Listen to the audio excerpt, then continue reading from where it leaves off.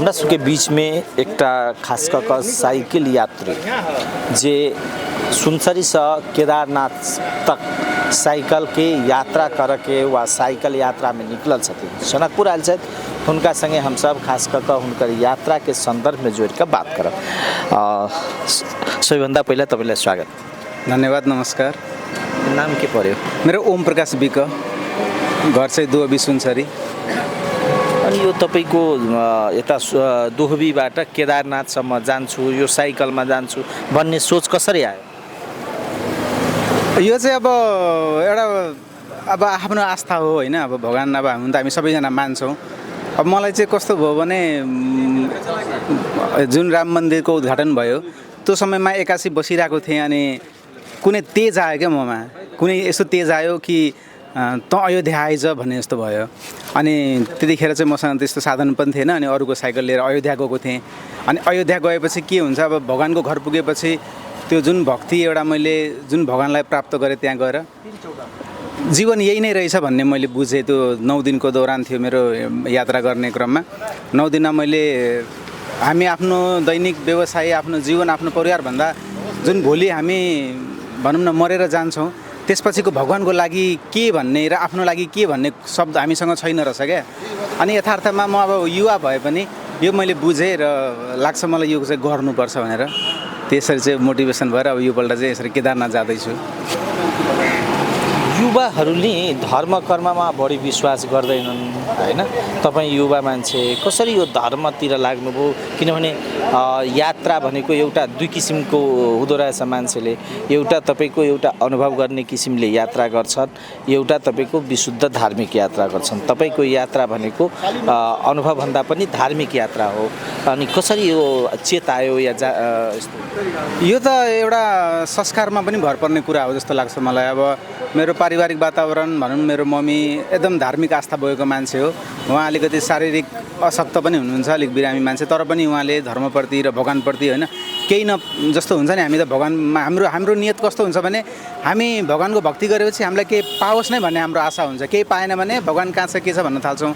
तर मेरो मम्मी चाहिँ केही नभए पनि हामी बाँचेको छौँ त्यही नै ठुलो हाम्रो लागि हो, भगवानलाई त्यस कारण मान्नुपर्छ भन्ने एउटा उहाँबाट म त्यो संस्कार सिक्दै आएर अहिले गएर चाहिँ जुन धर्मप्रति एउटा विकृति, जुन हजुरले भन्नुभयो नि विकृति छ धर्मप्रति, मान्छेमा सहयोगको भावना छैन। धर्मलाई लिएर पनि तोछाड मछाड छ होइन। मै मात्र हुँ, मेरै मात्र होस्, भगवान मेरो मात्र भन्ने एउटा धारणा छ। अनि त्यो कुरालाई चाहिँ मेरो तर्फबाट कति के सक्छु म होइन, यो हुँदैन, यसरी धर्मको सही प्रचार होस् भनेर चाहिँ लागेको छु। अर्को यो जसरी यात्रा गर्नुहुन्छ नि, यात्रा गर्दाखेरि व्यक्तिमा खर्च पनि लाग्छ, तपाईँलाई थाहा होला।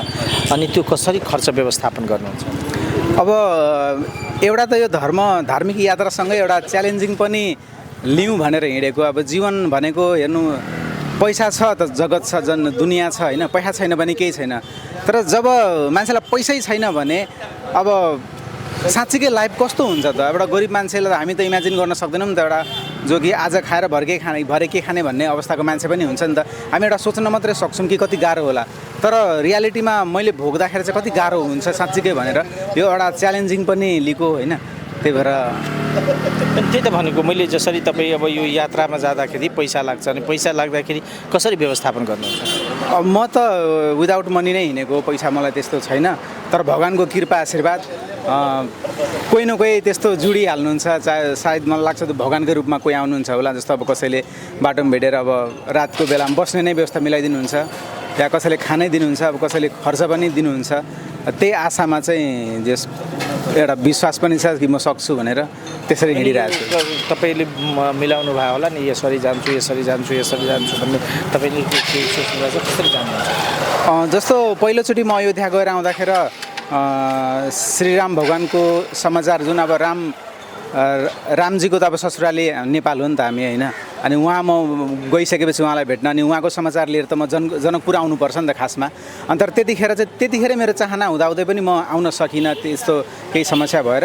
अनि योपल्ट चाहिँ पहिला म जनकपुर नै जान्छु, किनभने मेरो त्यहाँ त्यतिखेरको यात्राको अधुरो पाटो यो हो होइन। माताको दर्शन गर्ने अझ यो कति भाग्यको मौका। यहाँ आएर राजदेवी माताको पनि धेरै सुनेको थिएँ नाम होइन, उहाँको पनि दर्शन गर्न पाएँ, राम मन्दिरको दर्शन गर्न पाएँ। अनि त्यसरी चाहिँ प्लस एउटा राम जानकी मन्दिर भइहाल्यो। अनि यहाँबाट अब मैले लुम्बिनी जान्छु।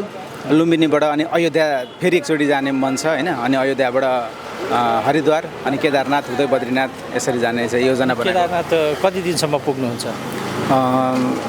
महिना दिन जतिको चाहिँ एउटा आशा छ। अब एक्ज्याक्ट नै त भन्न सकिँदैन, तैपनि महिना दिन पुग्छु कि भन्ने एउटा आशा छ। किनभने फेरि बन्द पनि हुन्छ अनि बन्दको विषयमा पनि फेरि एक्ज्याक्ट छैन। सबैको मान्छेको आफ्नो धारणा छ। अब कसैले तिहार पछाडि बन्द हुन्छ भन्नुहुन्छ, कसैले भदौमै हुन्छ भन्नुहुन्छ।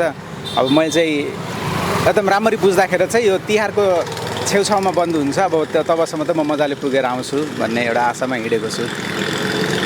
हस्, तपाईँको यात्रा शुभ होस्। धन्यवाद। जय श्रीराम।